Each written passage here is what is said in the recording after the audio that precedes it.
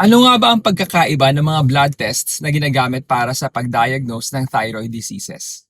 Kadalasan, nire-request ang tatlong pinakakaraniwang test para sa pag-test o pag-detect ng thyroid diseases. Ito ang thyroid stimulating hormone o TSH, FT4 or free T4, at FT3 or free T3. Ito ang mga importanteng tests para malaman kung may sakit ba ang isang pasyente sa thyroid na pwedeng hypothyroidism or hyperthyroidism. Ngunit ano nga ba ang pagkakaiba nila? Ang TSH o thyroid stimulating hormone ay hindi galing sa thyroid. Ito ay galing sa pituitary gland o master gland na nakikita sa base of our brain. Nadedetect nito ang simpleng pagbabago ng thyroid kagaya ng pagbaba o pagtaas ng FT3 at FT4. Kaya ito ang unang nagbabago kung sakaling nagkakaroon ng problema or abnormality sa thyroid hormone function. Ang FT4 naman at FT3 ay galing sa thyroid gland. Ito ay produce ng ating thyroid gland in response to TSH at pangangailangan ng mga peripheral o mga organs ng ating katawan.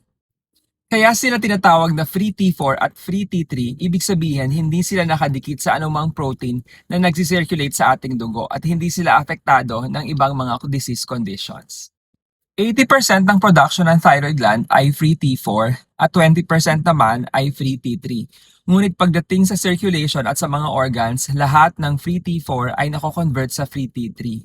Kaya naman mahalaga na ang interpretation ng thyroid test ay nasa konteksto ng sintomas at signs ng mga sakit ng pasyente.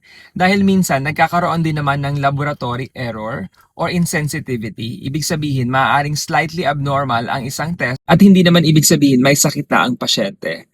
Huwag basta-basta magko-conclude na merong hypo or hyperthyroidism dahil sa isang test lamang ang abnormal. Tandaan na ang sakit sa thyroid ay hindi parang ubo at sipon na gagaling na lang matapos ang ilang araw o linggo. Kapag nasimula na ang gamutan, ibig sabihin malamang maintenance na ito. Kaya hindi maaaring magkamali sa diagnosis at mas mahalaga na tumpak ang maibigay na assessment sa inyo ng inyong doktor. Huwag basta-basta mag-interpret ng test kung hindi naman ito akma sa diagnosis at mga nararamdaman ng pasyente.